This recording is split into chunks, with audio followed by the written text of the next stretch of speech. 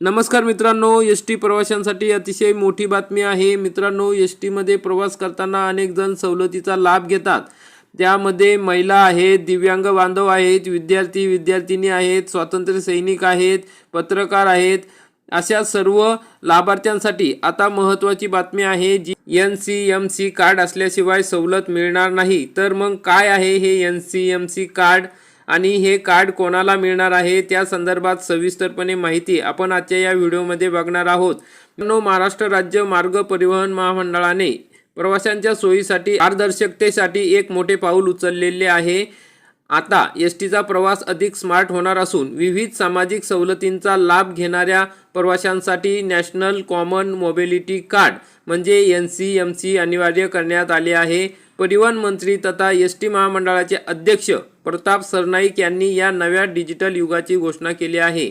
तर मग मित्रांनो, हे NCMC कार्ड काय आहे? तर NCMC कार्ड म्हणजेच एस टी महामंडळाने रोख व्यवहारांना पर्याय म्हणून आणि सवलतीच्या वितरणात पारदर्शकता आणण्यासाठी ही प्रणाली लागू केली आहे। हे पाऊल केवळ तांत्रिक सुधारणा नसून प्रवाशांच्या विश्वासाला डिजिटल बळ देणारे आहे, असे मंत्री सरनाईक यांनी स्पष्ट केले आहे। या कार्डमुळे सवलतींची अचूक नोंद होईल आणि सुट्ट्या पैशांची चिंता कायमची मिटेल।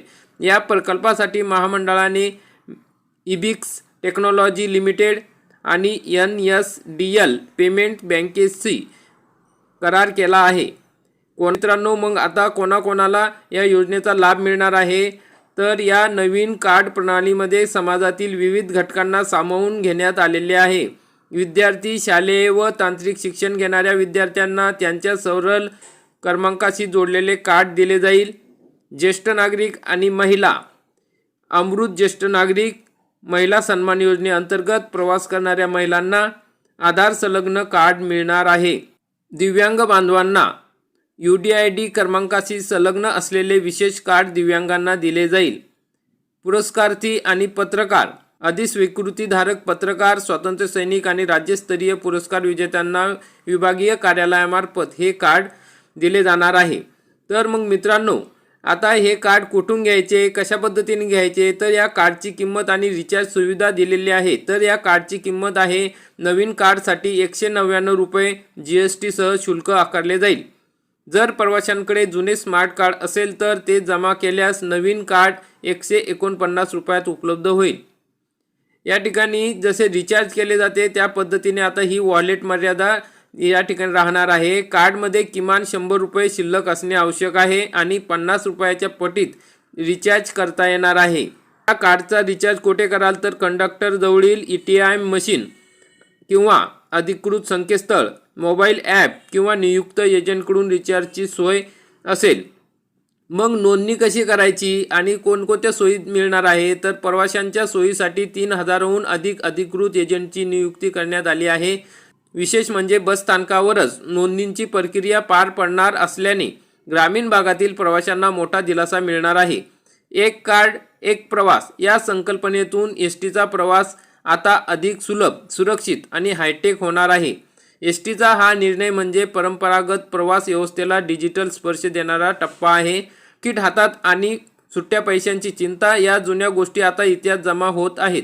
नव्या युगात एका स्मार्ट कार्डच्या स्पर्शाने प्रवास अधिक सुलभ, सुरक्षित आणि पारदर्शक होणार आहे, असे प्रतिपादन परिवहन मंत्री तथा एस टी महामंडळाचे अध्यक्ष प्रताप सरनाईक यांनी केले आहे। तर मग मित्रांनो, अशा पद्धतीने आता एस टीचा प्रवास हा बदलणार आहे। तुमच्याकडे हे डिजिटल कार्ड नसेल तर तुम्ही सवलत घेऊ शकणार नाही।